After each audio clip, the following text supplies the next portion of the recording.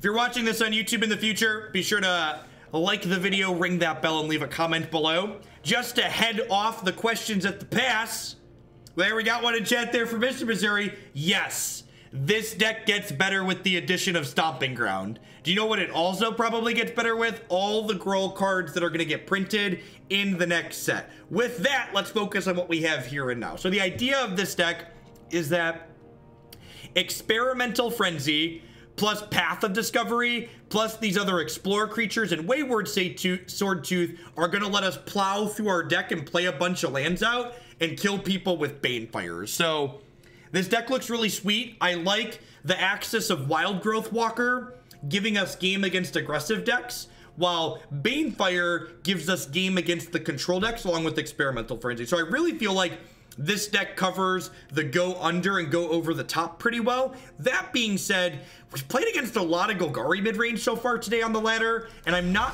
100% certain how that's going to shake out. So let's dive into a game or two here. I'm going to mute myself off and on for probably this first match or two because I'm going to eat this wonderful Jimmy John sandwich that my wife ordered for lunch. This stream is in no way sponsored or endorsed by Jimmy John's, but Jimmy John's, if you're out there, it certainly could be. Talk to me. We can work something out here.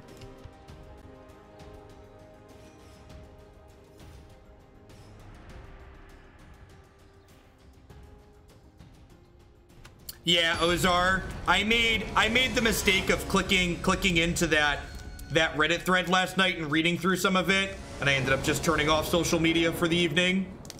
Reddit's really rancid, and it reminded me why I have disabled my Reddit account. So, I'm 3 weeks Reddit clean, trying not to relapse. I had Matthew take my Reddit account away. I am done posting there. Makes me a happier person. Remove unnecessary negativity from your life, chat. It's a good comment, especially heading into the holidays. Remove unnecessary negativity from your life.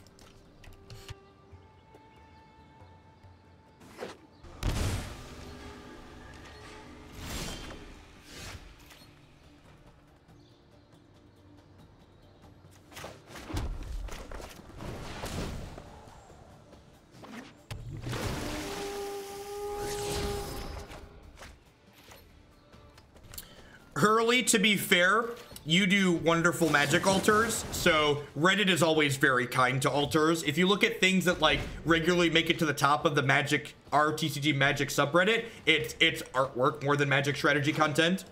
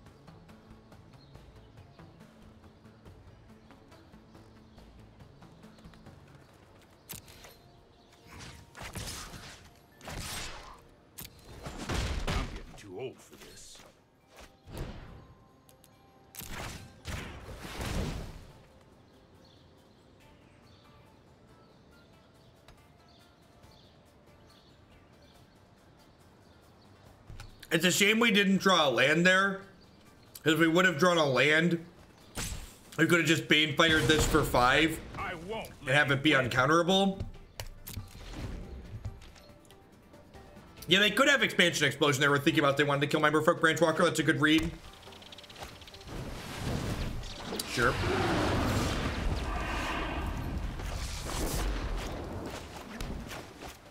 It's actually really good for us. Hold on, let me kill your Dino. Feel the And like they're going to 9 here, right? And then I have lethal Banefires in my hand. Seems good for us.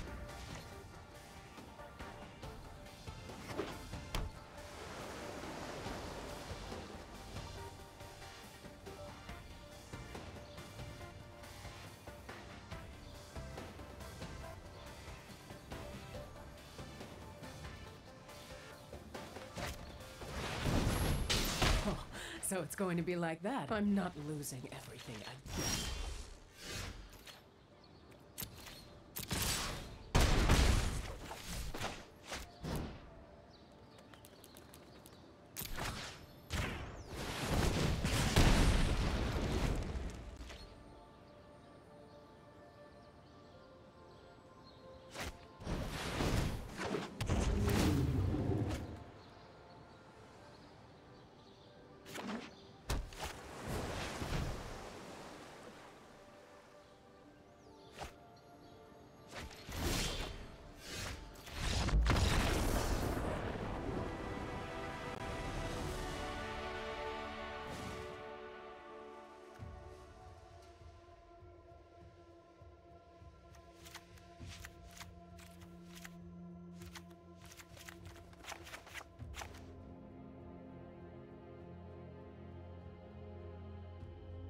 What else do I want to cut here? This probably isn't good enough. I just like trim a Llanowar Elves. I want to keep the Fight with Fires because they kill Niv. They kill Niv.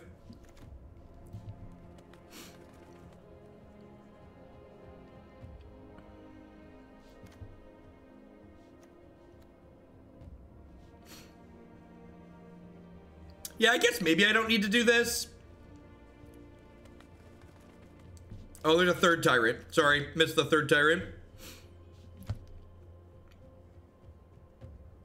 Is there somewhere I can find the queue? Yep, you can find the deck queue on my website. As a heads up though, Prime subs do not get to bump anything in the queue. Otherwise, they'd just be too flooded in points. You can find the full how my deck queue works here at the submit deck thing.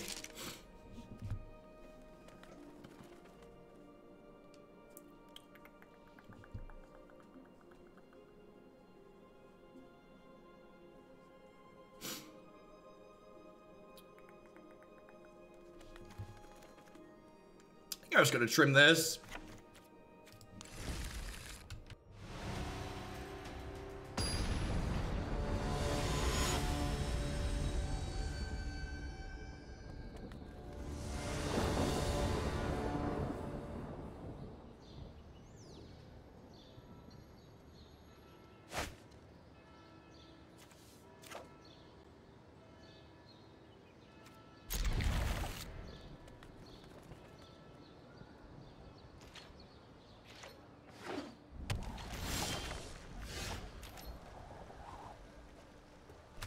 Coach, thank you for the 2-month resub there. I appreciate that. Welcome back. Just to try and have a good time STGCon this weekend. Should be fun. I did submit 61 by mistake. I'll probably cut another elf for the next game. But we're gonna survive, I promise.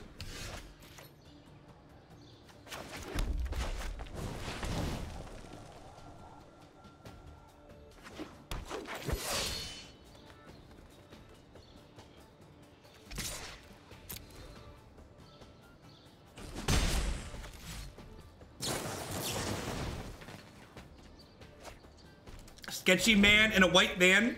Thanks for the 3-month resub. I appreciate that.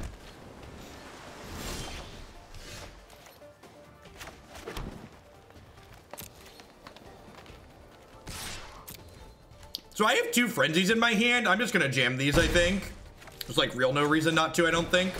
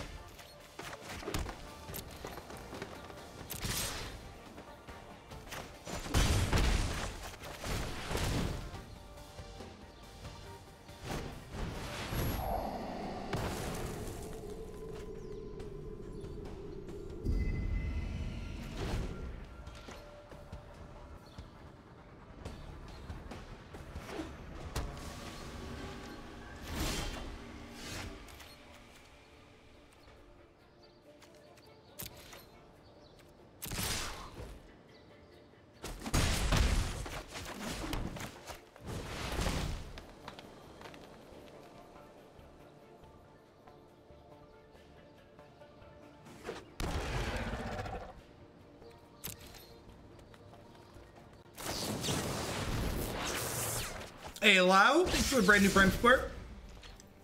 There's a lot of great people making a lot of great stuff on Twitch. Thanks for supporting mine with that. Welcome. They're missing their second white, which is probably pretty good for us. So if we hit a red source and play Rekindling Phoenix here, and one off of Ascending, unfortunately. This does let me activate Thorn Lieutenant, which is nice, though.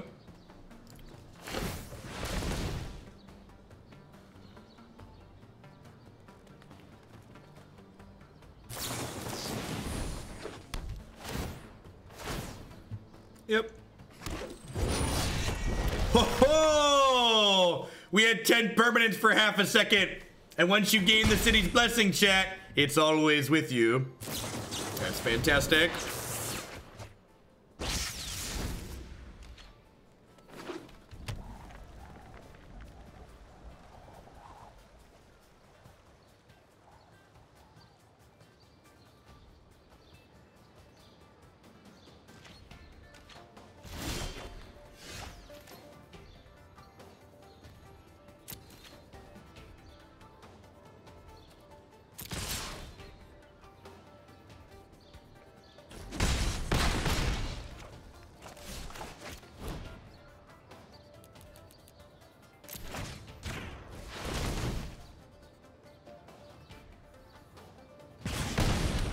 Man, this is the best and aggressive. This is the best an aggro deck has ever felt for me against Jeskai.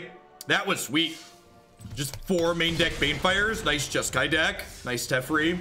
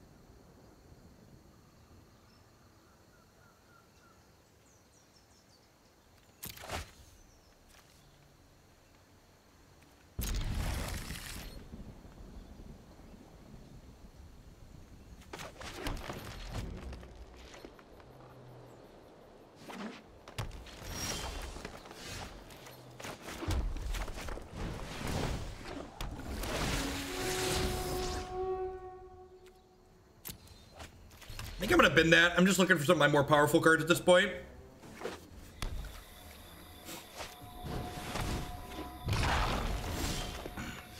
Hey, what's going on, Brecken? I feel like it's been a hot second. I hope you're doing well. Yeah, Timber Gorge into play tapped. Yeah, they have a veggie sub. The nice thing about you were here yesterday, that's true. You were here for a split second. Their veggie sub from Jimmy John's comes with avocado spread on it at no extra, which is great. Big fan of places. There's a lot of places where, like, when you order a veggie sandwich or a veggie anything from them, they just like charge you the same amount of money as you would with meat. So it's just like, I'm paying extra to be a vegetarian basically. But like Jimmy John's and like Chipotle and places like that, they put avocado on your sandwich or whatever you're getting, which is A+.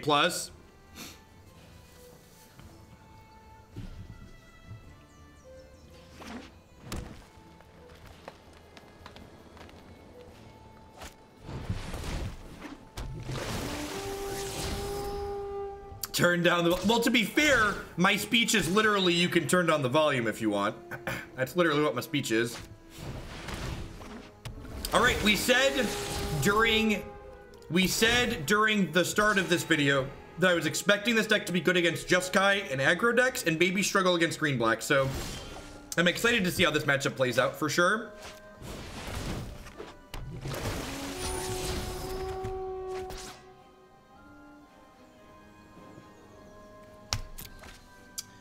I've been that actually. Yeah, no hard removal for the Wildgrowth Walker feels a little bit bad. You like their wheat bread? You know, I don't think I've ever had Jimmy John's wheat bread. Their regular French bread is just like fantastic.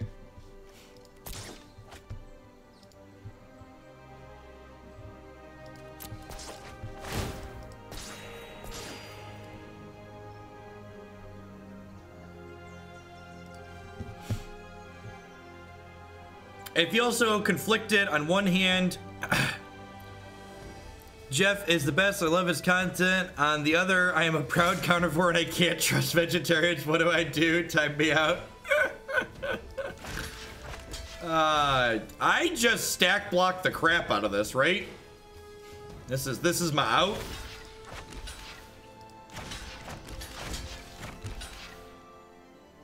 Right? Just like trade these two for this. I think that's a good trade for me.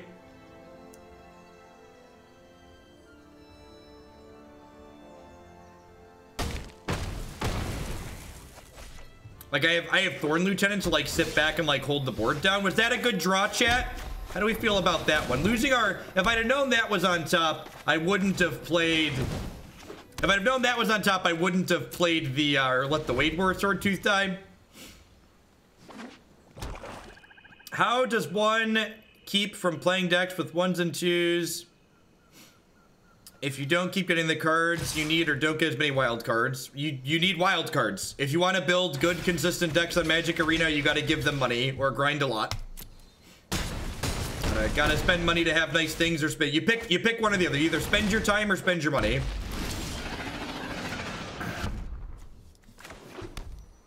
Tilt.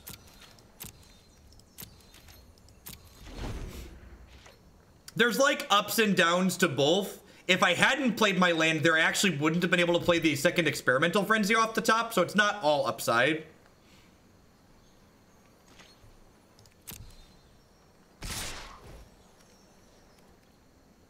They have a removal spell here. I'm going to be in trouble. I'm actually going to need some live ones on the top of my deck here.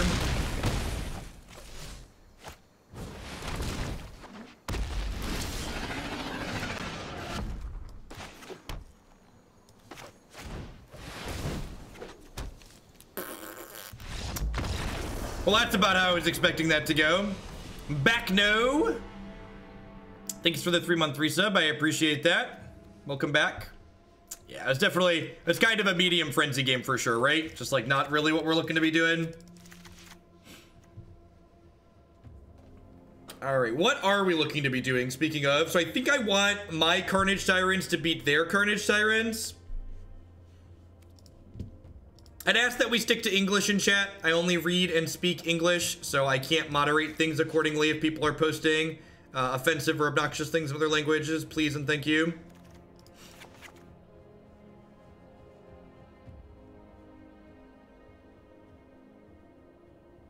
Do I want Brontodon for their infinite 3/2s? I don't think so. Like, what am I cutting? I already have like 67 cards in my deck. Like I need to cut a bunch of stuff here. What am I trimming?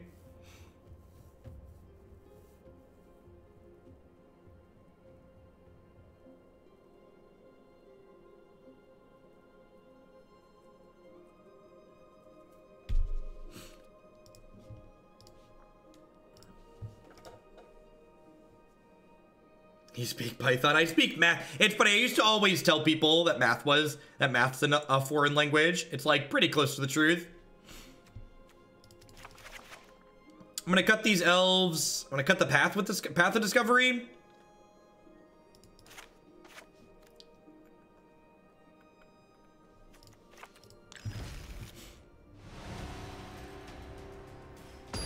Maybe trimming Banefire is right. Yeah, I could see that. Let's go down on Banefire. I think I like that.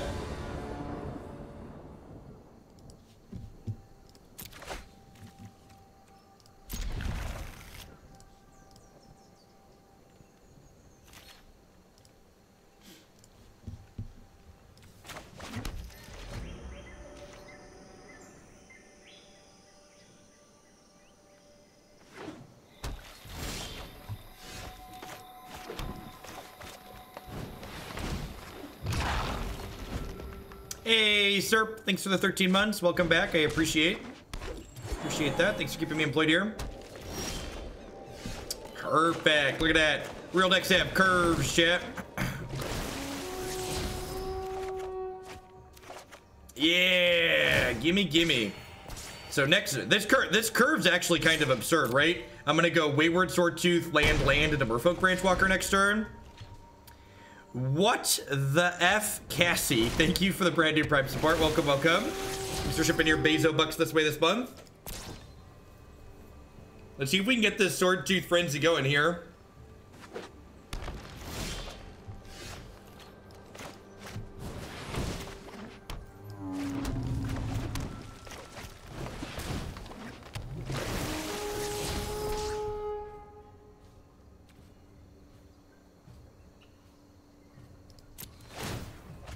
I don't think I'm looking for that at the moment.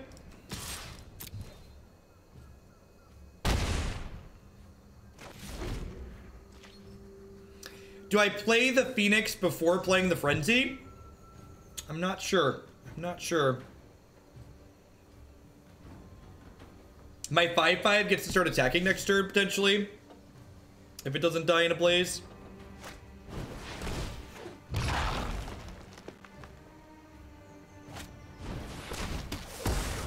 Really? Okay.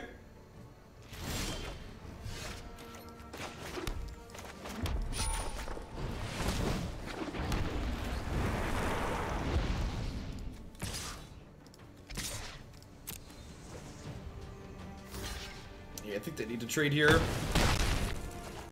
Hey, Absortio, thank you for the biddies. I appreciate it. Welcome.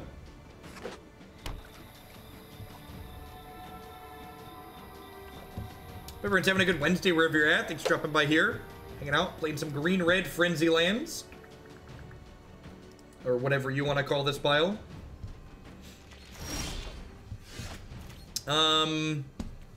I think I want to leave that in my hand and just like leave mana to play things off the top of my deck here.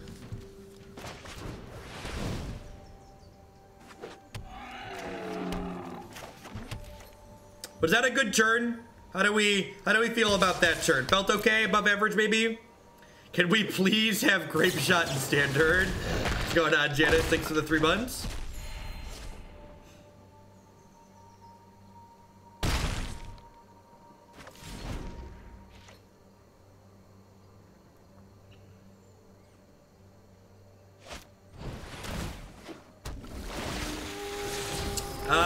We only lost 1 match with Blue-Black Midrange.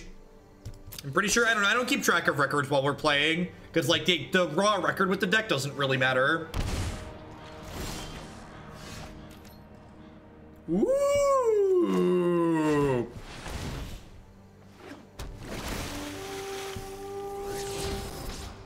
I think that one can stay right there, right? I'm okay with that.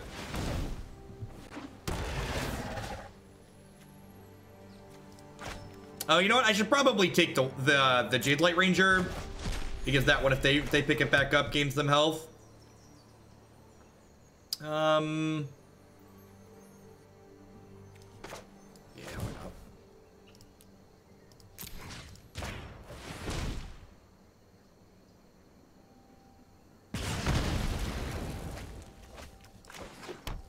Don't mind me, just drawing some cards.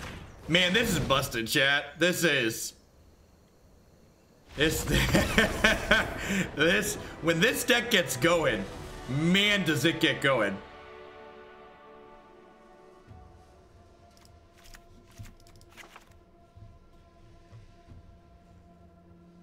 Do I want Carnage Tyrant? Is that what this deck is? Is that what this matchup's about? I don't think it is. I think I want these elves back in my deck, especially on the draw.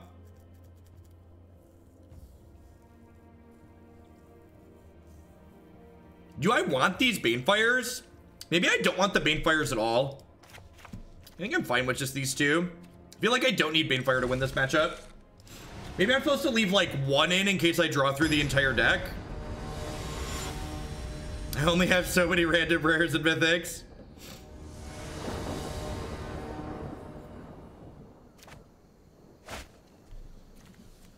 I'm gonna keep this. It's like not super exciting, but like it has Lava Coil into Fight with Fire, so like it's gonna be able to keep a Wildgrowth Walker off our back. And I feel like fast Wildgrowth Walker out of the opponent is like their best way to win the game.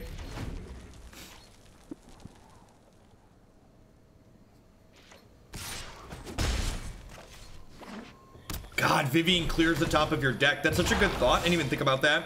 I don't know. I feel like in a matchup where I want to abuse Frenzy, I just like don't mind.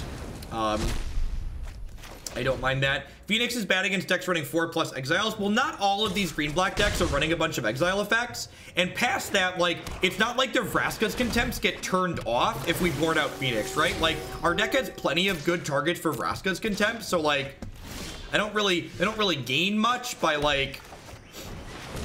cutting it. Yeah, I think their Wildgrowth Walkers and their Carnage Tyrants are their best ways to beat us for sure. Feels like I've been subbed for a lot longer, mostly because it's such a nice ride with y'all. Thank you, Digitech, for the 7 months. I appreciate that. Welcome back. All right, I'm gonna go ahead and kill Jadelight. Put this Wildgrowth Walker out.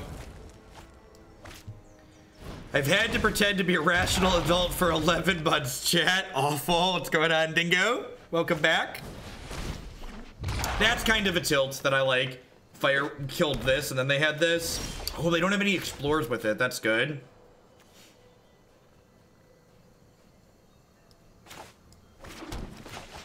This might be greedy. I might be right to play the Phoenix first here. It's working out, though. It's working out, though. I'm gonna ditch this and try and find a land with this Explorer trigger. Oh, it's so good! Why is it so good? Green is good, chat. Green is good. Green is good. This deck seems really slick. I'm feeling like I have the pick of the day. You know, if I had to pick right now, it would be this, I think. Is that even good? I guess it gets their Explorer creatures back, but it was like, no way they keep up with, like, this engine, right?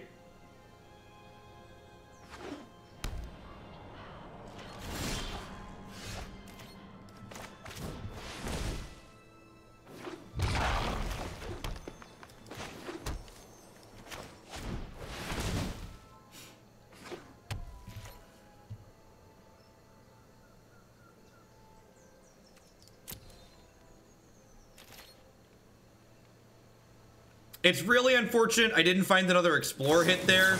Ooh, okay. Okay, this is... We could lose this now.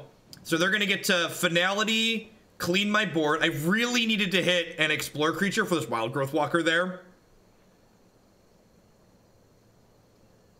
Really needed to hit a way to get this past the Finality range. Yeah, they're gonna pump their thing up and kill my board. Oh, this lives anyways. So they get to keep both of these. Yeah.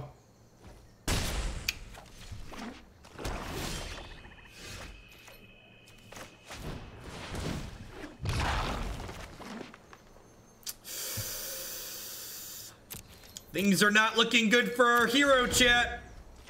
I think I pop one of these experimental frenzies that undeterred here.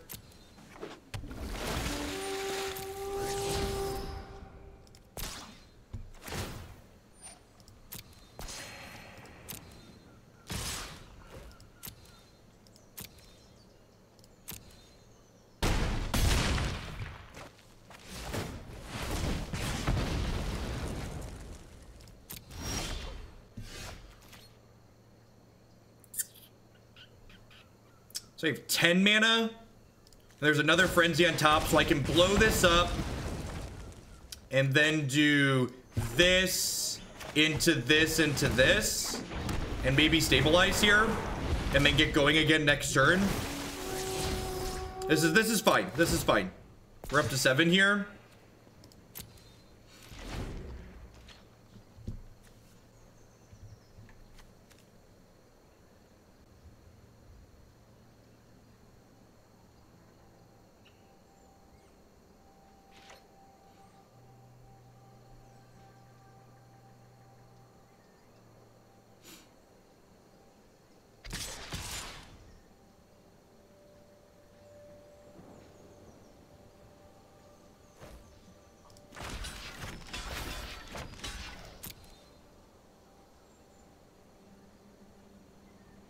This forces them to lose their Jadelight Ranger or keep giving us the Rekindling Phoenix back, which I think is good for me.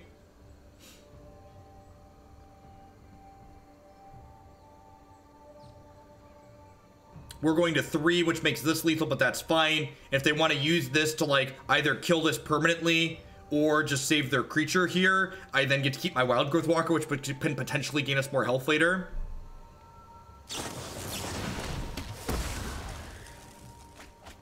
I think this ends up being okay. I guess I'm technically dead on board, huh? So I need this frenzy to be good.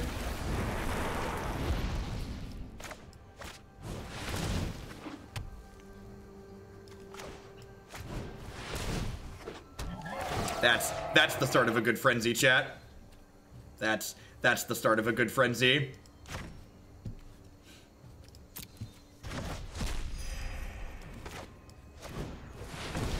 Oh, what a tilt. What a tilt. If I would have played, so like, I think it's right to not play the land from my hand, but if I would have played the land from my hand first here, I could have lava coiled.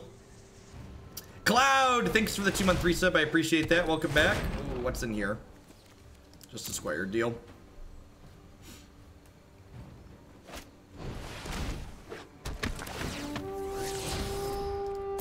Okay, that's a Vraska's Contempt, sure. That's so my Phoenix is dead next turn. They don't have fantastic attacks this turn, which is nice. Attacking with just 1 doesn't make sense because this is a free block.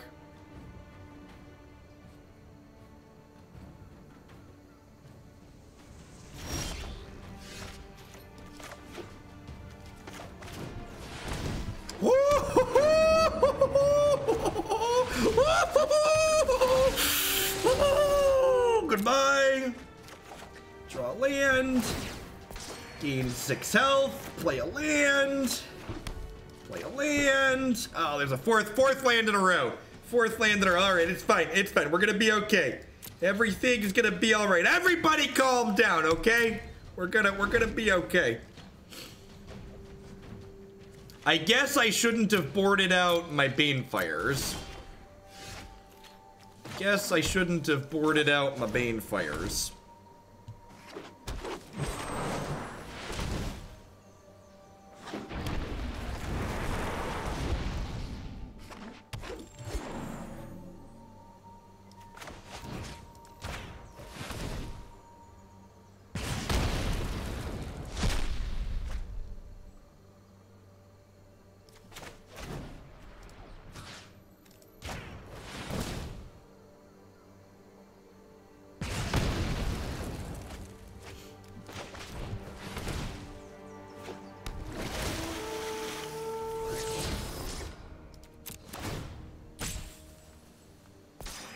What do we think, chat? Is this deck good? Could this deck potentially be good?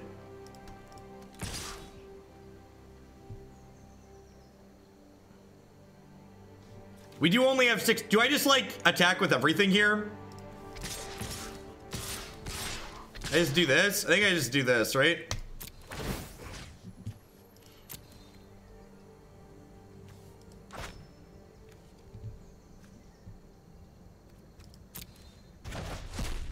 We're way ahead on the time fund ratio, right? I agree.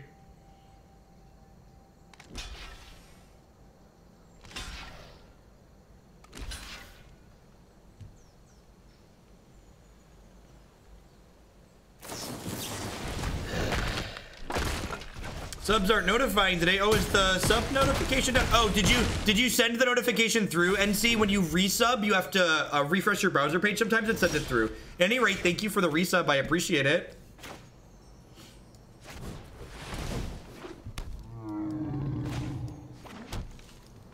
Oh, yeah.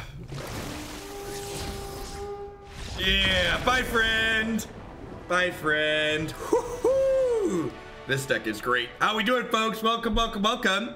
My name is Jeff Hoagland. If you're a new viewer, if you're a returning viewer, welcome back. I stream pretty much nothing but Magic full-time here on this channel. We play a ton of constructed Magic. We play Standard here on Magic Arena. We also play Modern on Magic Online. I can't take any credit for the sweet deck that we have in front of us. This is a viewer-submitted deck list, just like almost every deck we play on this channel. If you want to find out how to get one of your decks on stream at some point in the future, be sure to check out bit.ly/HoogleSellout or head on over to my jeffhoagland.com and click submit deck in the navigation. Past sending in decks, subscribing is the best way to keep me here. My subscribers are the people that keep me employed here full time. I wouldn't be here day in and day out without their wonderful support. And then the last way, of course, you can help me out is by checking out some of my very wonderful sponsors. Harry's Razors will love to help you get that nice, close, clean shave. I need to clean up my neck beard before the Invitational this weekend with that. Using code JeffHoagland at bit.ly/HoogleShave, you can save $5 on your brand new starter kit with them. Remember, chat, just because you like playing the degenerate decks doesn't mean you need to look like it. Cardsphere.com will love to help you turn your cards into other cards with other people. There's no haggling, and they just take a 1% fee off the top. Hey, Palacatino, I shill by subbing. Shut up and take my money. Thank you for the very generous tier 3 resub, Pala. Thanks for the 8 months. Welcome back. Filthy Casual, I missed your sub. Oh, no. I was drawing so many cards. I'm sorry. Thank you for the brand new sub. Welcome. NC Comic Chris, glad to sub for the 2nd month in a row. Thanks for all the content. Thanks for the Twitch Prime. Welcome, welcome, welcome. InkedGaming.com would love to help you customize your gaming experience using code Jeff12. You can save 12% on custom playmats, mouse pads, binders, and bags with them. You can upload your own custom artwork or choose from the wide range of wonderful artwork that they have on their website. And of course, I'd like to welcome everyone out there to Hoaglandia. Thanks for dropping by our little slice of the internet here today. I know there's a lot of great people making a lot of great stuff on Twitch right now, and I appreciate you choosing to spend part of your day here with us. Plaid02, thank you for the brand new Prime support. Thanks for shipping your Bezo bucks this way this month. I appreciate that. Remember, if you do find yourself enjoying my content, at the very least, hit the follow button. Following the stream doesn't cost you anything. It lets you know when I go live and with what. You can also find lots more of my content after I'm done today. I'm going to be streaming for another 4 or 5 hours, though, so don't go anywhere just yet. On my website, jeffhoagland.com, as well as my YouTube channel, youtube.com/JeffHoagland. Thanks, Plaid. Yeah, if you watch any amount of Twitch, make sure, and this isn't just for Plaid, it doesn't go for just subscribing to my channel. If you have Twitch Prime and you watch anybody on Twitch, make sure you go and give that to someone that's out there making content. It's basically a way to take money from Amazon and give it to somebody making stuff to encourage them to make more stuff.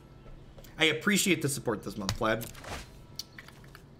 It seems sweet. We actually haven't gotten to get Path of Discovery going yet. So I'm interested to see how that feels when we get Path. Path plus Frenzy at the same time has to just be absurd, right? You just get to, like, power through everything. Awesome, Zuchin. Yeah, I have my message deleted playmat from them. I'm excited to use it this weekend at the Invitational. The Great Revel with the brand new Prime support. Welcome, welcome.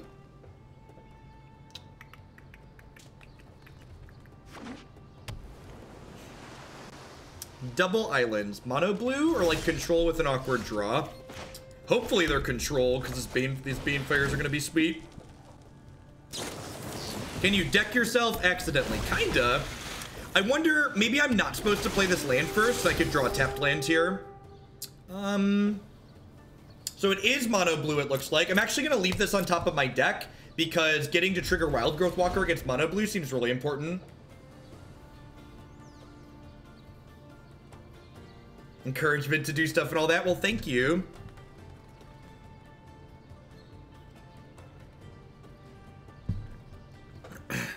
Curtis Blackwell, thank you very much for the $10 tip. I appreciate that. Put this towards modern blue-black fairies. Will do. That deck is sweet. Thanks for the support. As always, any dollars you donate or bits you cheer can always use to bump decks in my deck queue.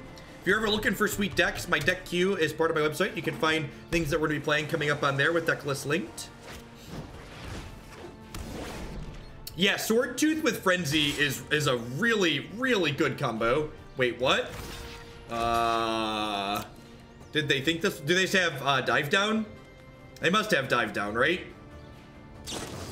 Sure.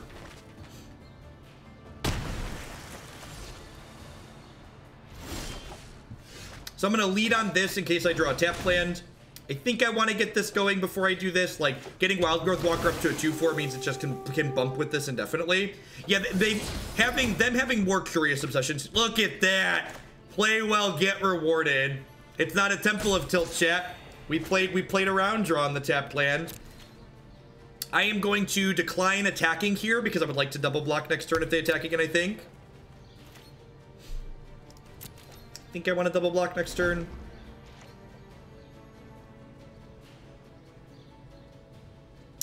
I think the Explorer's enough. I also think with Experimental Frenzy and Path of Discovery and like some of the other cards we have in this deck, we have enough kind of dirtle do nothing cards that we really can't afford to play more. How much to build a deck around Temple of Till? Just another dive down? Sure. All right, so like 2 dive downs in here. Do I just Banefire this thing next turn? I am going to SCG Con and I am queued for the Invitational. I think I just hit this with fire, right? Because like if they don't have a Curious Obsession going, their deck doesn't really work. And if we're getting Spell Pierced here, I'd rather this get Spell Pierced than one of these, I think.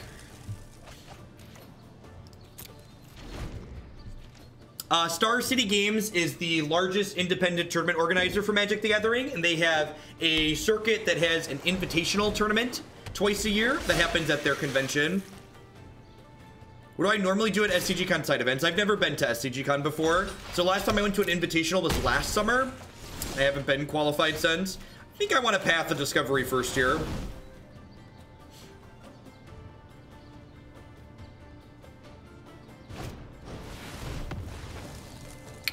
Let's not insult my opponents or the decks that they're playing. It's kind of rude. There's no, I mean, this is a good example of why I think it's worth it to not wait. Like, there's no guarantee that I'm gonna hit the land to be able to have it uncounterable the next turn. How am I queued? I've played 2 opens this year, 1 individual open and 1 team open. And the team open, the individual open that I played, I top 8'd. The team open I played, I top 16'd. I don't travel to play a lot of Magic anymore, but I'm kind of okay at this Magic the Gathering thing. I've played it once or twice.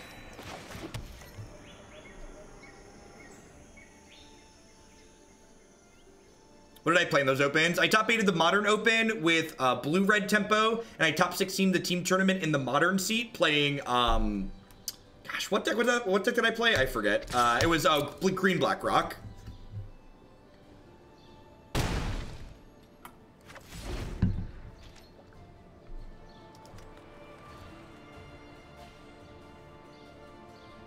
Oh, and the third Magic tournament I played this year, it was only 100 players, but I top 4'd that over the weekend. It was the $2,000 cash prize tournament. There's a lot of obnoxious people on the internet that like to imply that I don't know how to play Magic because they don't like my opinions on the game, but I've played a lot of Magic. I'm a very reasonable technical player. This Wildgrowth Walker attack here might have been bad because of this Merfolk Trickster, but at the same time, I also feel like I kind of need to race.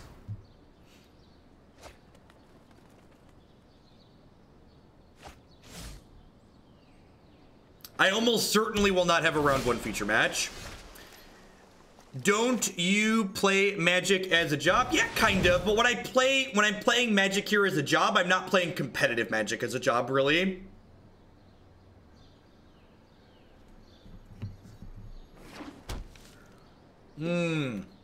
That's a good top of my deck.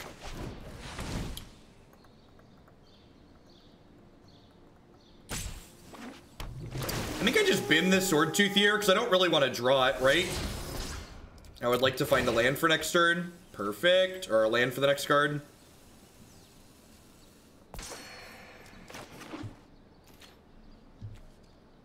And again, let's just race here. I have a 3-2 back to block their 3-2 Trickster. They might trade their 2-2 for my 3-2 here to try and race better here. This is daycare for Magic players. We have timeouts and play swords and everything.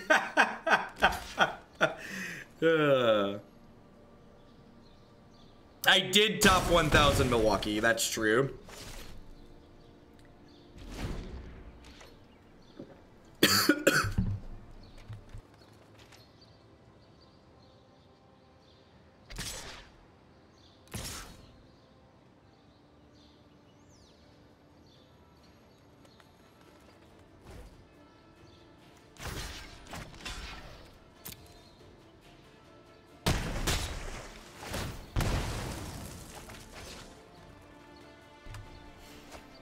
No, I ended up not going to the Milwaukee Grand Prix. Decided at the last minute I didn't feel like going.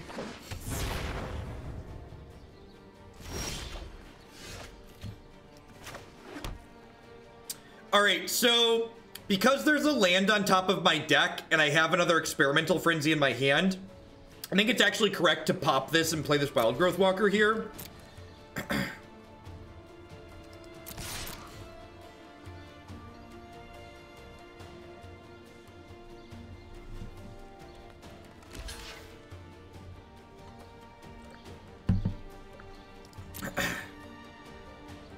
You have another dive down? Are they just like chump walking? Nope, just chump walk. That's an aggressive chump walk.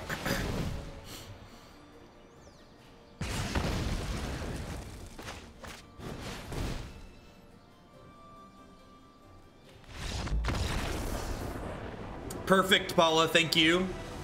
I'll drop you a message back when I'm done streaming. All right, so mono blue. Vivien's probably good just for breaking their stuff. This is good just for killing Curious Obsession. Lava Coil is great for killing their stuff. Rekindling Phoenix is great for blocking their stuff. Path of Discovery can come out here. Thorn Lieutenant doesn't really block profitably. I've ended up with too many cards in my deck. Am I supposed to trim Experimental Frenzy in this matchup? I think I am, right? I feel like I can win a lot without the Frenzy, and then maybe the Banefires just aren't good enough.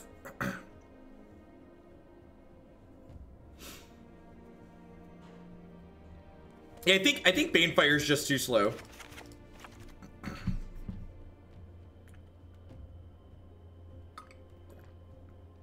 Yeah, I agree, Telly.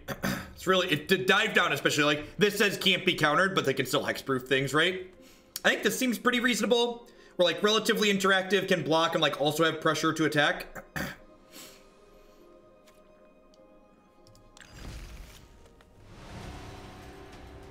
That's awesome, Zach Attack.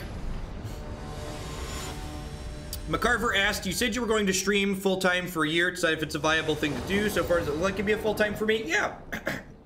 I don't know that I ever said I'm going to do this for exactly a year, but I think as long as my sub count stays probably above like 1,500 points or so, this is reasonable enough to do as a job. I can justify putting the kids in daycare because this makes enough money with, you know, 1,000 to 1,500 sub points or more. And for a while, I've been over 2,000 now, so definitely sustaining itself. I think this is fine. Just like ramp into Frenzy means that the top of my deck just gets to go crazy. I don't have any of my removal spells, but I think this is reasonable. It's really hard to mulligan turn 1 Llanowar Elf when you've put turn 1 Llanowar Elf in your deck. And honestly, the biggest benefit for me personally to being able to do this is like my wife works a traditional job, right? So like I don't have to deal with a lot of the things that normal self-employed people have to deal with. Like I get to use her health insurance and stuff like that. And we have like traditional investment options through her work and things of that nature. That can make being self-employed a little bit more daunting. 1 sub is 1 point with the asterisk that tier 2 subs are worth 2 points and tier 3 subs are worth 6 points. So like for instance, at this exact moment, I have 2661 sub points, but I only have 2270 unique subscribers. Dino would be absurd here, right? Just like vomit all these lands out before we play Experimental Frenzy.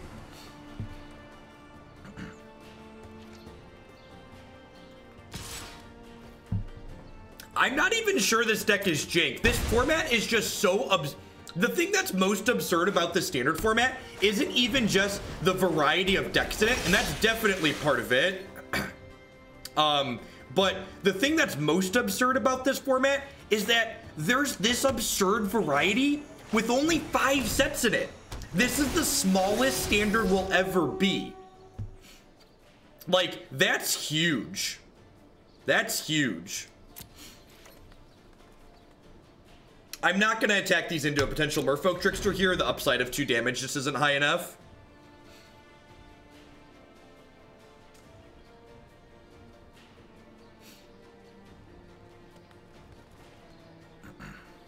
Christus, thank you for the 19-month resub. I appreciate that. Welcome back. Yeah, Christy and I have always been pretty thrifty with investing type stuff, Captain Harris. We've had like, you know, like a Roth IRA since even before I started streaming full time. we've always like done our best to like live off of what Christy makes. So like even when I was teaching full time, you know, making like 20 grand a year or less, whatever teachers make, it's not a lot of money. We mostly just reinvested the money that I had into longer term funds.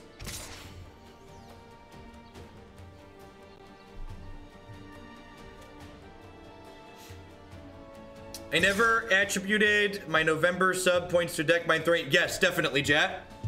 I got you. This is an easy trade here, right? And if they want to like burn a dive down to save their thing, I'm okay with that.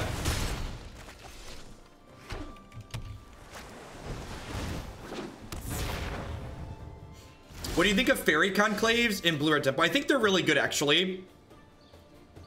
I saw someone had posted a 5-0 with 3, or like they top 8 one of the things on Magic Online with like a bunch of those in their deck, and it seems really good. I'm gonna get Spell Pierced here and be really sad, but like, yeah, I think the sequencing is correct. I don't know, that could go either way.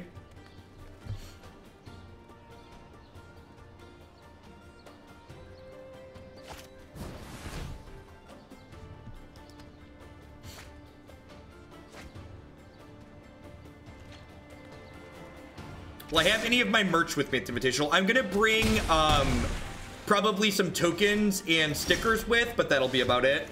A lot of the merchandise that I have on my site, like the t-shirts and cups and stuff like that, that's all made to order for people.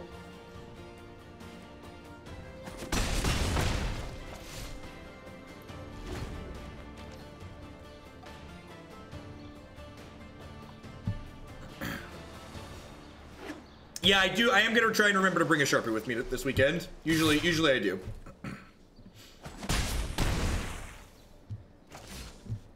All right, give me Jadelight or Experimental into Jadelight. Land. All right, game 3 on the plate.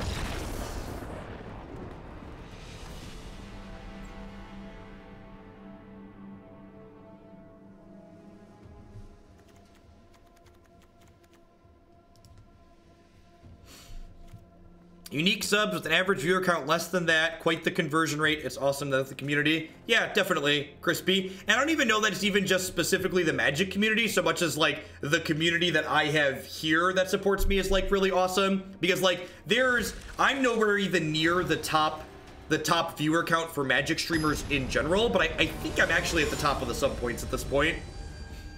And I think a big part of that is like, I know I have a number of subscribers that don't watch live all the time or ever even, and just like rewatch on YouTube. And if you're watching this on YouTube in the future, be sure to smash that like button, ring that bell, and leave a comment down below. Yeah, this seems pretty good, right? It needs a second red source, but it's pretty reasonable. Again, just like hard pressed to mulligan turn 1 Llanowar Elves.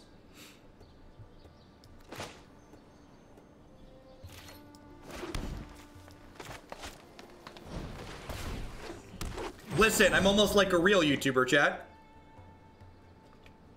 My YouTube channel is gonna have 20K subs soon. It's sweet. We're almost at 40K followers here on Twitch. Correct, Toast Recon. I think that's a big part of it. Like, my subs get to add decks to the queue for cheaper and stuff like that. It's not just like when people send in donations and bits, they're not just like sending me money for nothing, right? They're like paying for me to do a thing.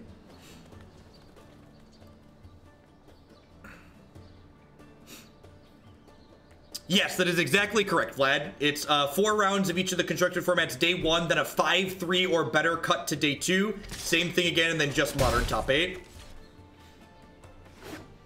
How many do you need for YouTube to send you one of those silver play buttons? I think YouTube starts sending you the button things at like 100K, but I'm actually not certain of that. I think I'm just gonna jam this. Like, my hand is good enough here that like, all right, I'm gonna be honest, I wasn't expecting that to resolve. I wasn't expecting that to resolve. Okay. I'm not even sure how good this is here. The Brontodon's like okay for Curious Obsession, but like I needed lands at this point. Yeah, different people have different pricing, Cry Lightning, and that's fine. Not every different creators work for different amounts, and that's okay. I'm playing green-black elves this weekend in Modern. I'm pretty sure I'm playing blue-black pirates for Standard. I actually do have a Patreon, but I prefer people sub on Twitch. I just subscribe to the line of thought that you should never be picky about how you let people give you money, and some people really prefer Patreon, so I have a Patreon for those people. Thank you, Blur. I'm always happy to dance. You can dance if you wanna. Do do do do do do do. Do do do do do do do do do do do do do.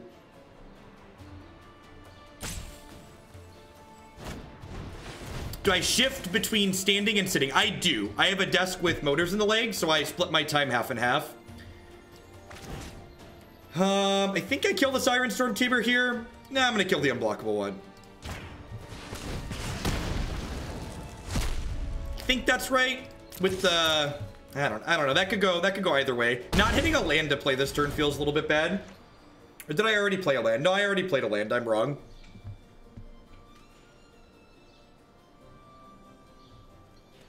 I usually try to do about an hour standing and an hour sitting.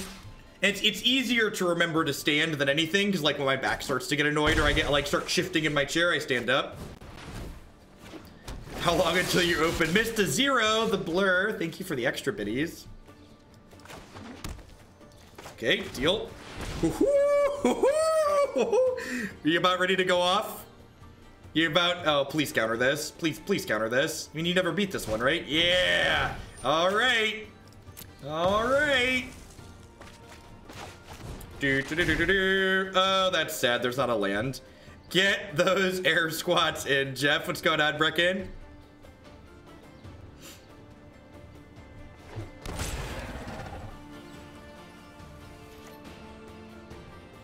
Yeah, I agree, Crispy. Different people have different goals, right? Like, I'm pretty okay with them blocking this Llanowar Elf. Hey, SDRG, thanks for the brand new Prime support. Oh, there's a lot of great people making a lot of great stuff on Twitch. Thanks for supporting mine. I guess letting them get this block in puts me further from having Nick Bolas. Did you ever realize you were playing standard value time? We kind of are, aren't we? That trade there puts us further from Ascend, but like them having less power in play is good for us.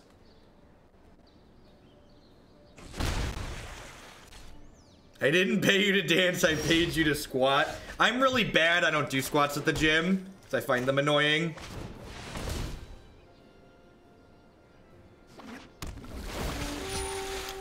We've been blessed by the city. Oh, man, we're gonna have to discard? How unlucky. Isn't every workout by definition annoying? No, I don't mind some exercises. And I exercise my legs, I just don't explicitly do squats. I'm a machine person. I'm not super rigorous with my exercise. I just I go to the gym and I spend 60 to 90 minutes playing on various weight machines that look interesting. And then I go walk on the treadmill for 3 miles. I'm not trying to lose weight or body build. I just want to stay fit so I can chase my kids around. Want to just maintain my 200 pounds.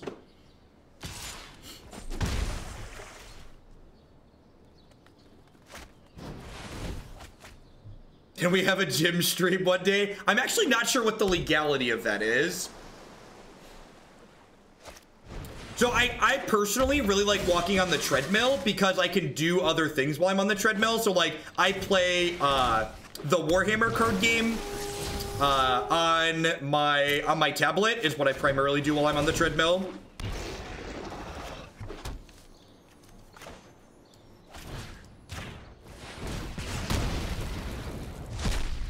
Is this deck actually good? I think this deck is good. I'm right about 6 foot.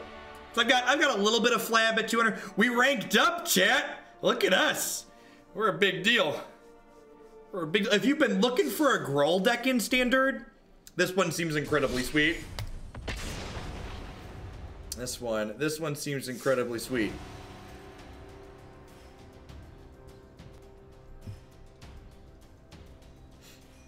Exclusion Mage would have been tough. That's true. That's true. That card is really good against Frenzy.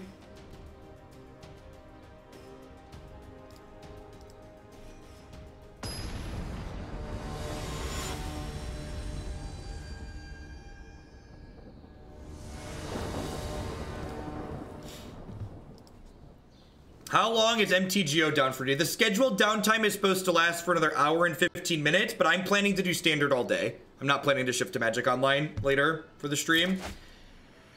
I bike on a recumbent bike while I play video games. It's effective up until after you get to a long game session, then fall over due to your legs being gelatin. Well, this hand seems great, right? It's like hard to pass up. Walker into Branchwalker.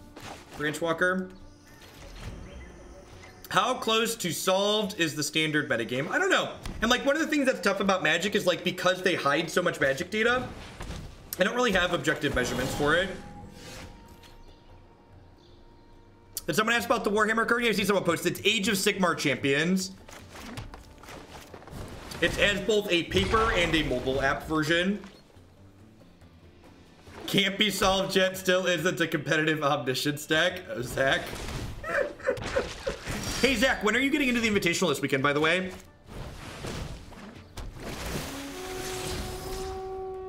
Well, that can stay right there. Here's me a question. As soon as I get home, I'm playing Blue-Black Midranger Pirates. Which do you recommend? I like having fun, but winning is usually fun. I think I prefer Pirates still. So someone actually just submitted the Blue-Black Midrange yesterday, and I bumped it up to playing it immediately today because I wanted to get a feel for it. And I think I prefer Pirates to the Blue-Black Midrange just because I like to be more proactive. If you are someone who is a fan of Blue-Black Control, I think the mid-range deck is better than Control because it's a little bit more proactive, but I think I still prefer Pirates overall. I'll be in tomorrow about 1 o'clock Eastern, I think, Zach, so we should do something, get dinner or something, if you are around. I didn't swing with the Walker because I really didn't want them to be able to attack me back. Well, that's a lot of lands.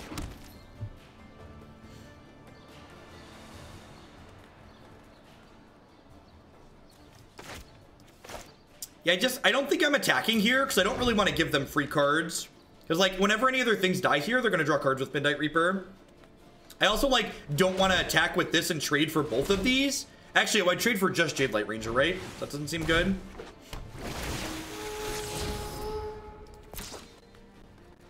Thanks for all the advice, Flatimus. Thanks for the biddies. I appreciate the support. So, the question I want to ask myself for next turn, this is a question, I'm sure there's a mathematical answer to this question if you like sit down and do the calculations, but am I supposed to play the land before the Experimental Frenzy? I think I am here because if there's just a land on top of my deck, I'll draw it next turn. But if there's a spell, I'm gonna want more lands in play. I'm pretty sure I'm supposed to play the land first. I'm pretty sure land first is correct, but I don't actually know. I'm sure there's a computation we could do. My gut says play the land first. Karsten says play 5th and 6th land drops before Frenzy. I'm sure Karsten's done the math, so that's good to know. So, like, the difference here is, and this is the upside, like, if I play the Frenzy and don't play the land first, I could play this Rootbound Crag off the top of my deck, and then there could be an elf underneath it. But that's not guaranteed to be the case, right?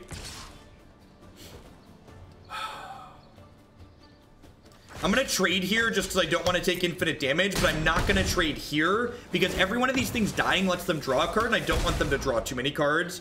I need to try and bury them with this.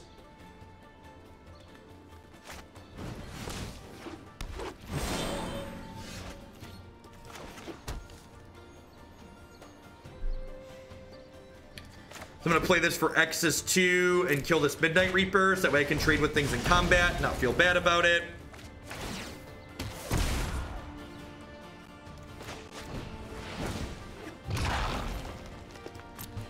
Yeah, it's a good, okay sequence on top of our deck there. And like they get to jam Carnage Tyrant into play here, but my 2/1 can trade with their 3/2, and then my 1/3 keeps the rest of their poopers at bay, right? So if they don't find a removal spell for the Wildgrowth Walker, they don't have one, we could be in an okay spot here.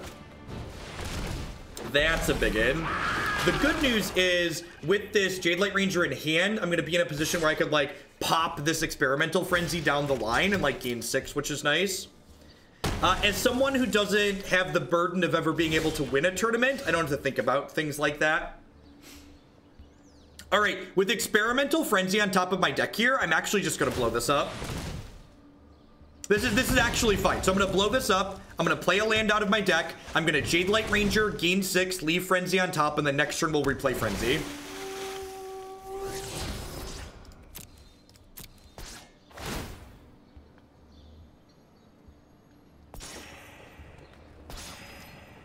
I think this is like reasonably okay for us. Starting to snowball the Wildgrowth Walker is important. It is worth noting here that like my opponent's at 18 and I'm not in a position to pressure them, which means they get to use their health total as a pretty liberal resource here with the Doom Whisperer. So like the average card quality that my opponent's about to be drawing is going to be very high, which could be difficult.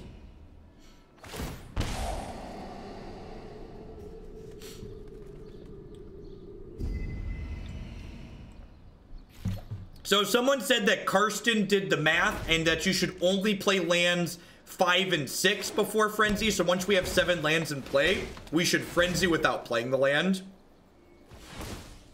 Oh, that's true. Them going low means a random Banefire off the top could punish them. The Chupacabra looks like Chupacabra mana. Remember that time my opponent manually tapped 4 lands that the auto tapper would have tapped just fine for them? This play does mean they can't play Carnage Tyrant this turn though, which is good for us.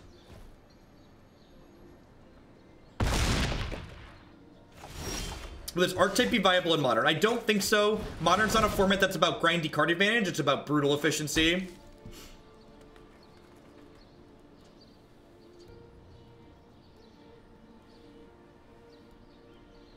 I'm too far off of this being lethal. I'm just going to kill their 2-1.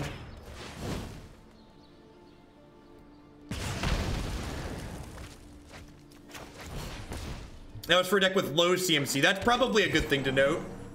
So for higher CMCs, that changes. I'm not going to offer this trade here because if I just get some more power and play this 4-3 along with some friends could keep the Carnage Tyrant at bay.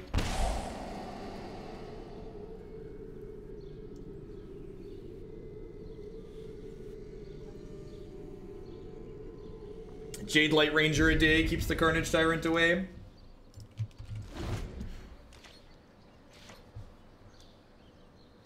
Wow, we're up to 1,800 people almost. Thanks everyone for dropping in today. Hope you're having a good Wednesday wherever you're at.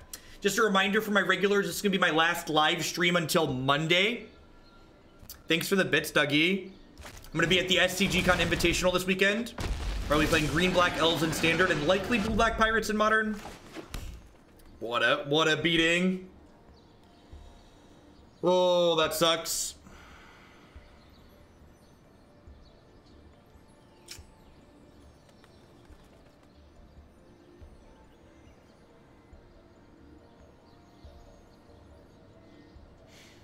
Blue-Black Pirates in Standard, Green-Black Elves in Modern.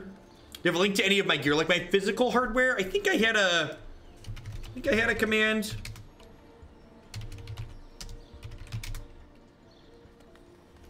If you look in the bot's help thing, there's a help command that links my current PC build. You can find my Green-Black Elves list and most of my other decks on my website. So like the question here is, do I pop the Frenzy and play the Thorn Lieutenant? I think popping the Frenzy and playing the Thorn Lieutenant is playing to not lose as opposed to playing to win, because if I do that and just play the Thorn Lieutenant here, I'm guaranteed drawing a mountain left turn and then I'm kind of just like up a creek without a paddle, right?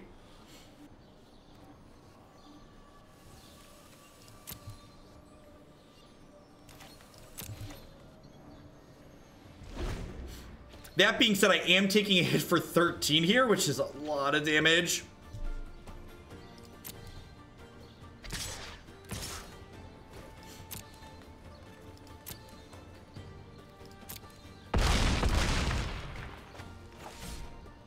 I'm hoping to hit like a Vivien off the top to kill this into some other stuff. Go ahead. Beg for mercy. Beg for mercy. Yeah, killing Jadelight here is pretty smart. Oh, my mouse and peripherals. My webcam is a Logitech C920, and my microphone is a Blue Yeti. Those are kind of like the industry standard for like, All right, that's fine. So I get to play best of 3. This game is a great example as why best of 3 is a wonderful part of Magic the Gathering that I would hate to see removed, because Magic has a lot of variance in it. So having ways like best of 3 to remove some of that variance is nice. This is well, so I cut Vivien last time against Green-Black, but the Green-Black player we were playing against didn't have copies of Doom Whisperer in their deck, so I think that changes the dynamic. I'm gonna cut these Thorn Lieutenants. think I'm gonna cut the Fight with Fires. I'm gonna cut 2 of the Banefires. Then what are my last few trims gonna be here? Is best of 5 or best of 7 a thing in competitive Magic? So the top 8 of SCG Invitationals and Magic the Gathering Pro Tours are best of 5. Yeah, I guess maybe Deathgorge isn't good enough, especially if I want to leave in Vivien. It's like kind of nice to turn off their finds and their Memorial to Follies. I think Path is pretty important in this matchup. Path is one of the ways we go really crazy with Experimental Frenzy, and it can also make Wildgrowth Walker really good. Now, I think Frenzy's one of our key cards for winning this matchup.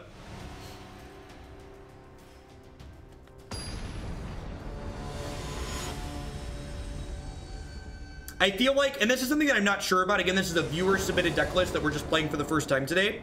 I'm not, if Path isn't good in this matchup, I don't think it's good in general. Like, I feel like this is the matchup where Path of Discovery should really shine, so I don't want to cut it here. Why aren't there any tournaments that do double elimination top 8? If I'm being completely honest, I would bet dollars to donuts that the reason why we don't see double elimination top 8s is because single elimination top 8s is just the way Magic tournaments have been done forever, and if it was good enough for my father and my father's father, it was good enough for me. Basically, people are afraid of change is what it comes down to. Yeah, this hand's really good. I don't need a second one of those. It needs a second red source, but other than that, this hand's pretty fantastic.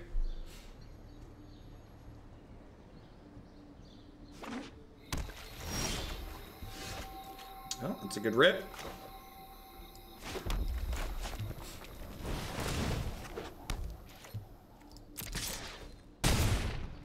I'm really liking this deck. I think this is going to be my pick of the day. So I usually stream somewhere between 4 and 6 decks a day. So every day, if you're not familiar with my stuff, I post a featured deck. I pick one of the ones that we play that's my favorite. So if you're looking for just the highlights, the best of the best that we play here on Hoaglandia, be sure to check out my favorites deck list page on my website.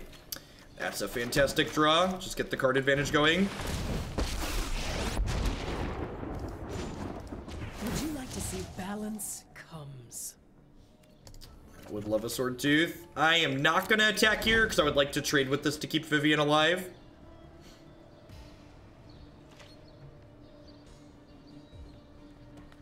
I mean, double elimination. Does double elimination add 1 round or 2? What impresses me about this deck? This deck with the Wildgrowth Walker package feels like it has fantastic tools to keep the aggressive decks at bay, and the 4 Banefire package with Experimental Frenzy lets you really dumpster control decks. Nah, I don't think so, EGH. I think that's just too cute. I think you just like want to play more good Magic cards. You can't stop nature. Well, those are cards.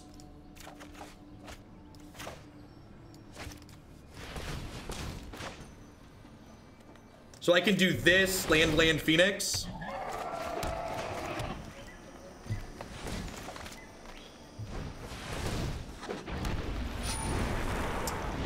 The city hath blessed us.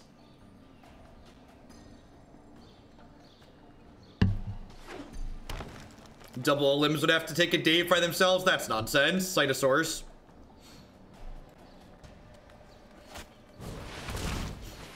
You well, their hand is really bad. Don't mind me, I'm just gonna kill your stuff and then attack you for 10. MBD, pay some health, please. Please, pay some life. That sounds great. I feel like this turn might have been above average. No one said restoration was painless. Boop, just boop him on the nose. The sequencing here is really important. So we want to kill the Doom Whisperer before we kill their other thing, because that way my opponent has to choose whether or not they want to surveil before they know if their 4/3 is going to die. Because if they know that their 4/3 is dying in advance, it could potentially impact their decision.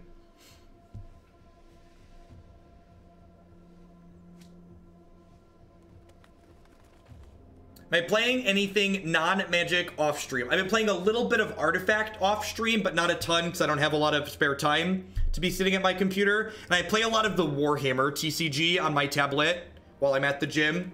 Warhammer's like my treadmill game. fits nicely onto a mobile screen. I think I want the last elf on the draw. I'm gonna trim the second path. Maybe, I think these paths might be too cute.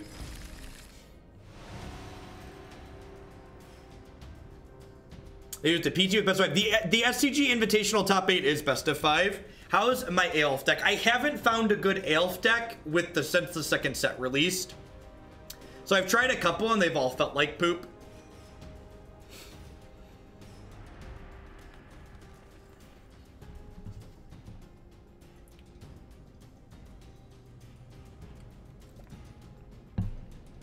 Play the green 2-drop that taps to draw the top card of your deck if it's a land. That could potentially be really good. Maybe 2 of those are better than these paths. Elf is what they call elves in Warhammer. They like add random letters to the names for whatever reason. Add some kind of world flavor or something like that, I think. Like their orcs are written like orc, like O-U-R-K or something like that.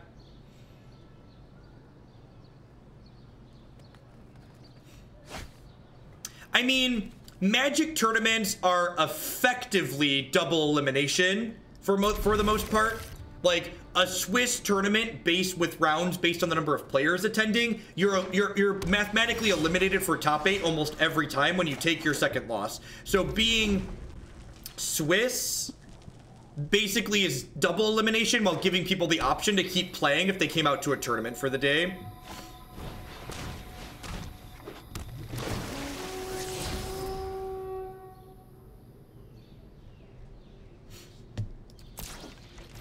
So when I say a magic card is too cute, you're right. I should be more specific.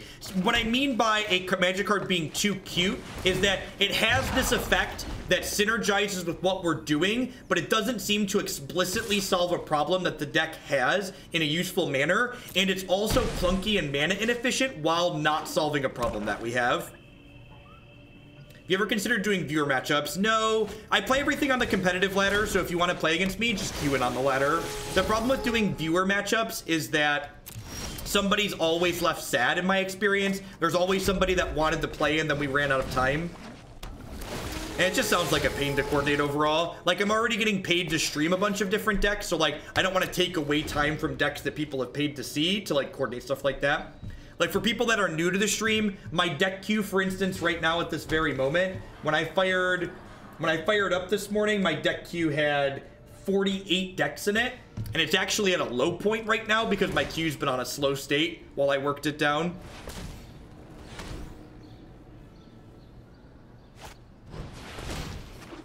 That's true. I could monetize by charging to play the matches, but like, I already have a monetization model for something else, so I'm not really sure that I want to add another one. So, do I just play this Phoenix? I think I just jammed the Phoenixes, right? Yeah, cute is often what I would use to describe cards that end up being win more. You're not wrong, Greg.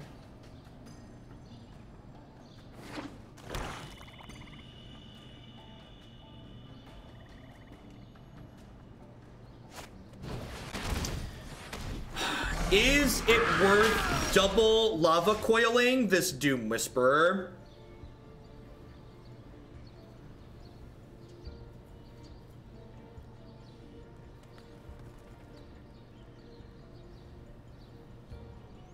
Is it worth double lava coiling the Doom Whisperer? So here's the thing about attack first, then coil, chat. They have cast down in their hand. So if they block the Phoenix and then I coil, they get to permanently kill my Phoenix, which is less than ideal, I think.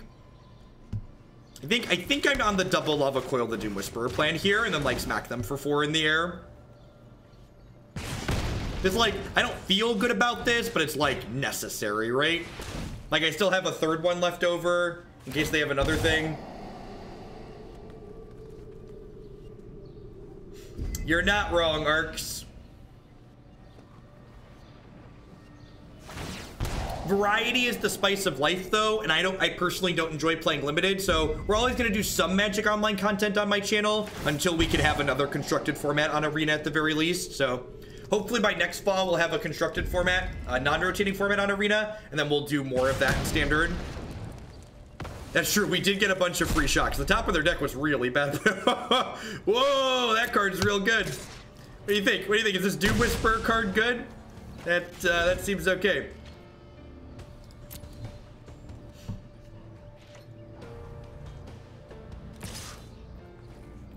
All right, no blocks here, especially since I have this Branchwalker in my hand to kick this up to a 3/5 next turn.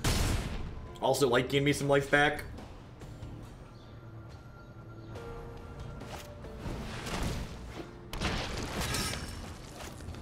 Interesting sequencing that they played that post-combat. Yeah, the fact that cards you know stay revealed is so good.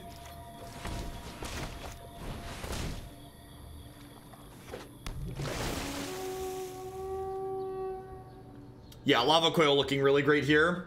Just gonna take the Midnight Reaper out in a clean way. I think we're gonna see a cast down on the Wildgrowth Walker here. Kind of keep my life total stunted. I actually don't care about this, right? Do I care about this? They have 3, 7, 8, 9, 10, 11, 12, 13. I think I just play second Phoenix and put them dead on board, right?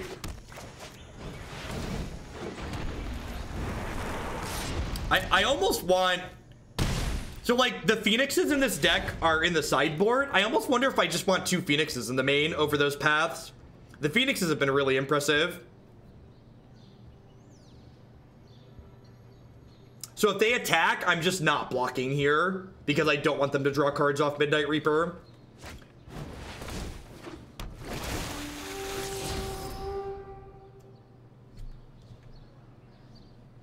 Why did they only tap 2 lands for Jadelight Ranger?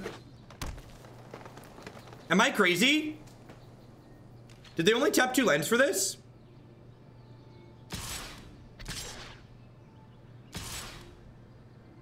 It's a visual bug?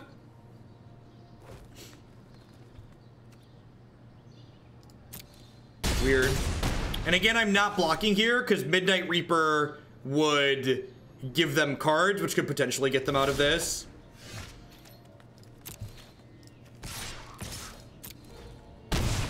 Boop.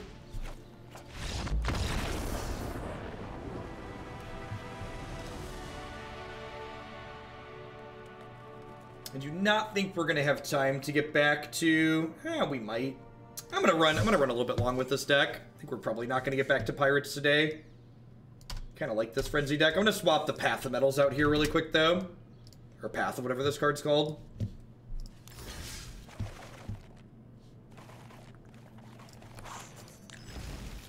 Yeah, I think I'm gonna swap these 2 for the other 2 birds. Just do this and board up to 4. I think I like that. Or what do we think about... What do we think about boarding all the birds and starting 2 Lava Coils in the main? Is this unreasonable? I kind of like dragging the curve down, and like Lava Coil is like an exceptional card in this format, I think. I think I like this.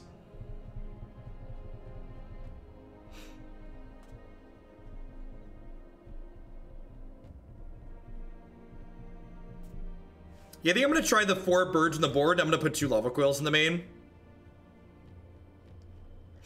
Is it worth swapping a forest to a mountain now too? That's true. Nah, I don't know. I think this is fine. I've got 12. And like, you want 12 so you can play like Llanowar Elves on 1.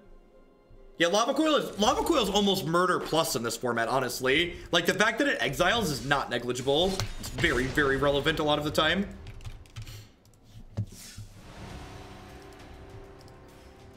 So here's a good piece of logic for people that are looking at talking about birds versus Lava Coils. So the decks Phoenix tends to be good against tend to be more mid-range, more controlling decks.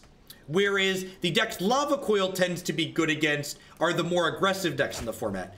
And aggressive decks give you less time to find your important cards against them, whereas controlling decks don't end the game quickly, so you have more time to draw your key cards against them.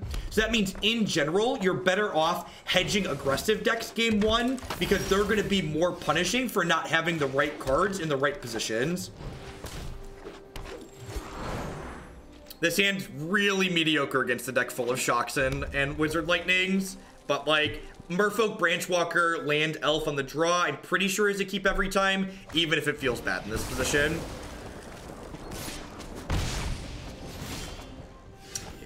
Yeah, definitely keep this hand every time, but it feels really bad in this matchup.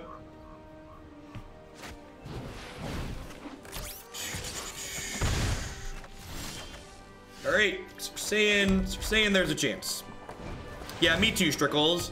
The flexibility of being able to make changes in between matches is A+. Perfect. All right, so we're in the game. I don't know that we're gonna win the game, but we are in the game on the board. Sure, he's dead, Jim.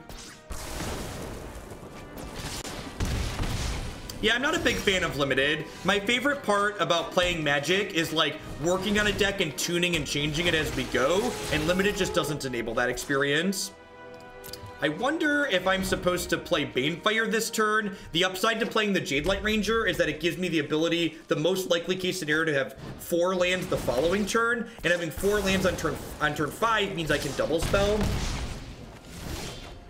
I could definitely see an argument for just pulling the trigger on the Banefire though.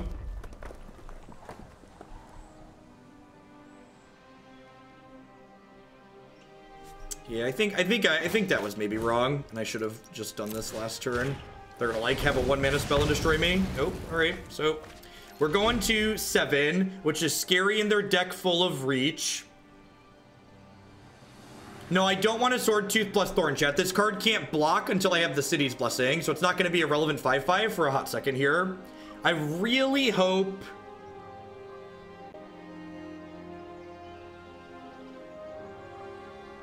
You get to iterate on previous decks with each new draft. Yeah, but the way you iterate on them is different than the way you iterate on them in Constructed. The way you're able to iterate on a Constructed deck and improve and change it is very direct, and you see the results almost instantly. So if we draw a Wildgrowth Walker next turn, we're going to slam dunk this game on our opponent's head. Or not. Or they have main deck Phoenix and we are about to get destroyed. We have main deck Phoenix and we are about to get destroyed.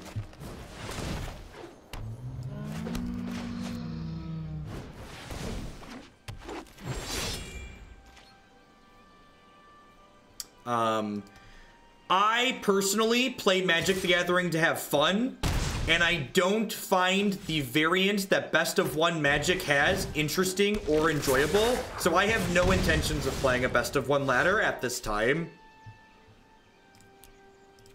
I think Magic has some frustrating variants even in Best of 3, and Best of 1 takes that amount of frustrating variants and kind of cranks it to the max in a lot of ways that I don't find enjoyable or interesting. All right, let's get these in here. Oh, don't want the Banefires, want the Scavengers. I think I just want this as a 3/4.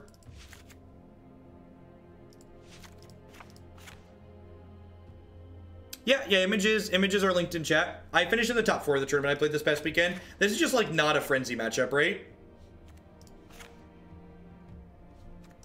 What do we think of this? We just like don't go on frenzy, just be like red-green mid-range basically.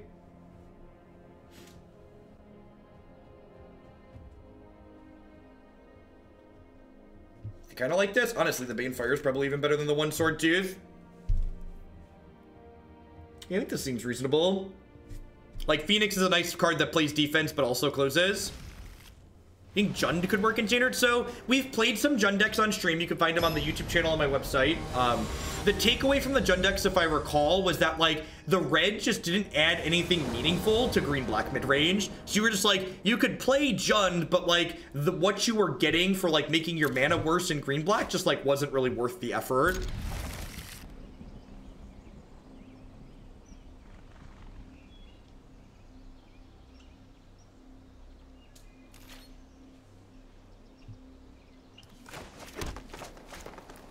Angrath was sweet, and the animations, I hope Angrath has a playable deck format, if only for his animations, because the animations on Angrath are A+ in this application.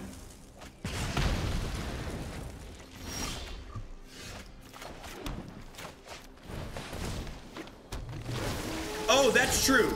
Dinosaurs. The Dinos deck is a decent Jund deck. The Dinos deck is like this mono green deck in my head, but it does technically have black and red splashes in it. So I think for the sake of being resource efficient here, I just want to fight with fire the Steamkin this turn. Also, saving the Lava Coil for potential Phoenix down the line is appealing.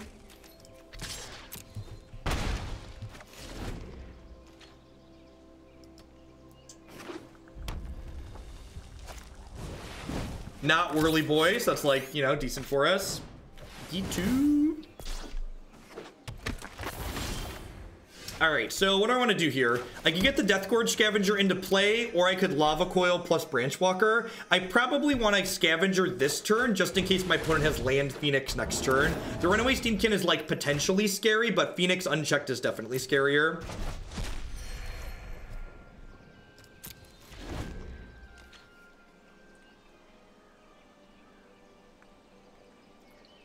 Holding the Branchwalker for a turn also has the upside of giving us another shot to draw Wildgrowth Walker to gain health off of it.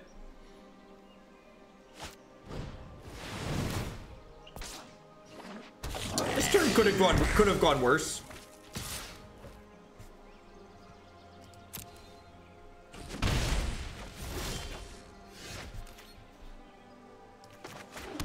Let's do this first to get some information. Stay right there. I'm gonna kill this, and then I'm gonna offer the Deathgorge Scavenger trade for the Runaway Steamkin, because when this attacks, it's gonna gain us 2 health here. So even if this trades off, if it like trades with their Steamkin and like gained us 4, like that's a great card for us here. I feel like I've heard that before, right, Lurgwave? Some things are true across formats. Let's sit down for a little bit, enjoy the ride, chat.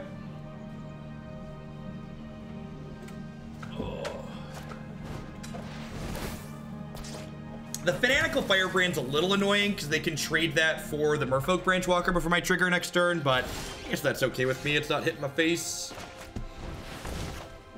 And like, they know this Explore creature's coming most likely because they saw us keep the Wildgrowth Walker off this Explore trigger.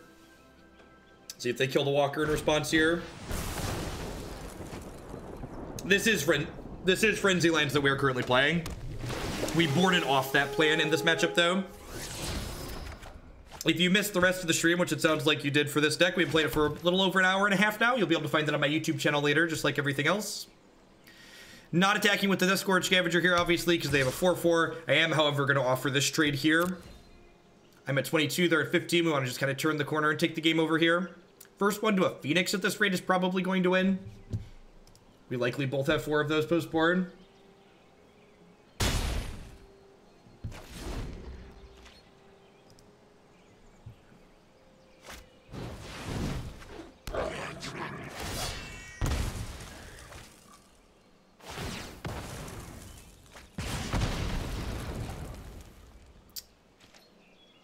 Well, that could have gone better for the home team.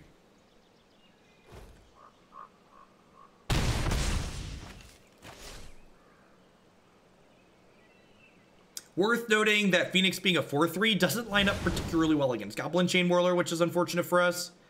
Oh gosh, are we killing this too? Still. Why would they kill that? They have Goblin Chain Whirler.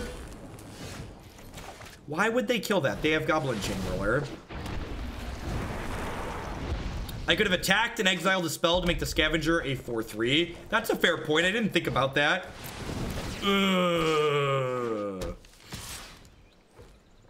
I boarded out all of my copies of Experimental Frenzy, which maybe I shouldn't have done. Maybe I should leave like 2 in if they're gonna board bigger. I'm kind of hoping you draw another bird here. We're probably dead. I think there's a good chance we're dead here.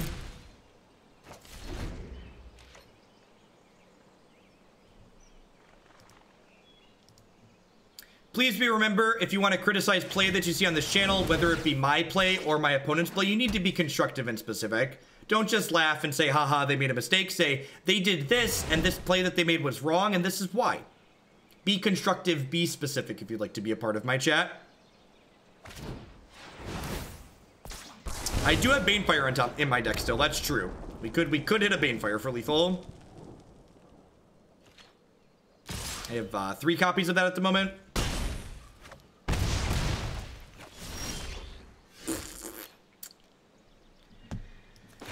And Banefire will still be lethal if I draw it, so we're not dead on board, so let's just pass here and hope to not die to their Experimental Frenzies.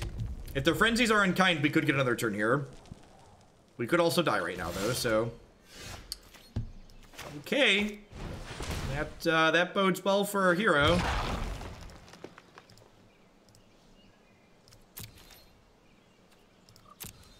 So you're saying there's a chance. Really? Okay, I guess it's just right to always blow up one of these when you have 2 and your opponent's likely not going to kill any.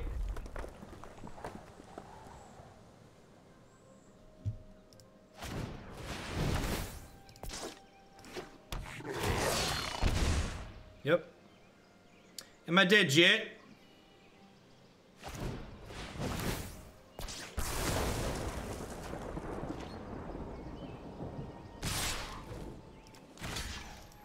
I said Mono Black Banefire is getting added to my website, Risky Biscuit. Or Risky Bug, sorry. Biscuit, I turned bug into biscuit.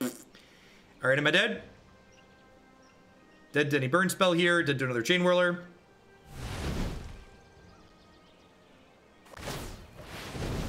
Oh, good line. So we're dead to a burn spell out of their hand. Good stuff. Or Vanish Pyromancer. Yeah.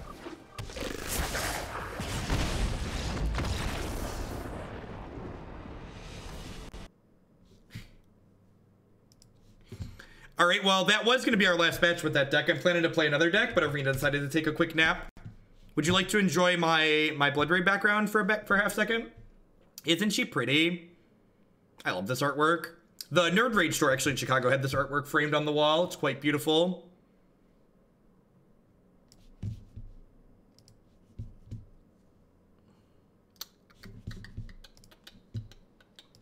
Look, sometimes Magic Arena gets tired and it needs to take a nap, chat. Sometimes Magic Arena gets tired and has to take a nap.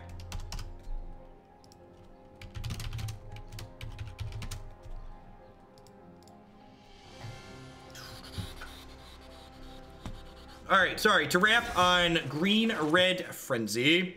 That's an Arena thing. It doesn't happen on every version of Windows, but it happens on some. Anywho, this deck, I had low expectations going into playing this deck, and I felt like it really exceeded them. I thought Green-Black was potentially going to be hard, but I felt like we had good tools to be really competitive there.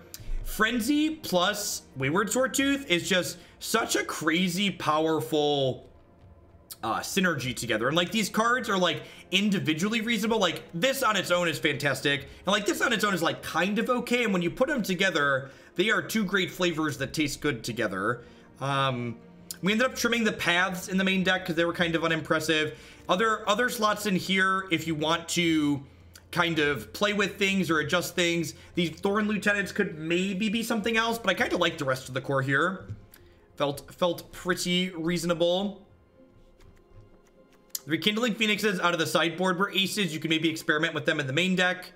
But yeah, if you're looking for an aggressive deck that can really thrash Jeskai control, we played that in the first match today, and it felt, believe it or not, the 4X main deck Banefire deck, kind of okay against Jeskai.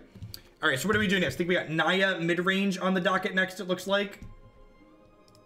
Let's go ahead and queue that up.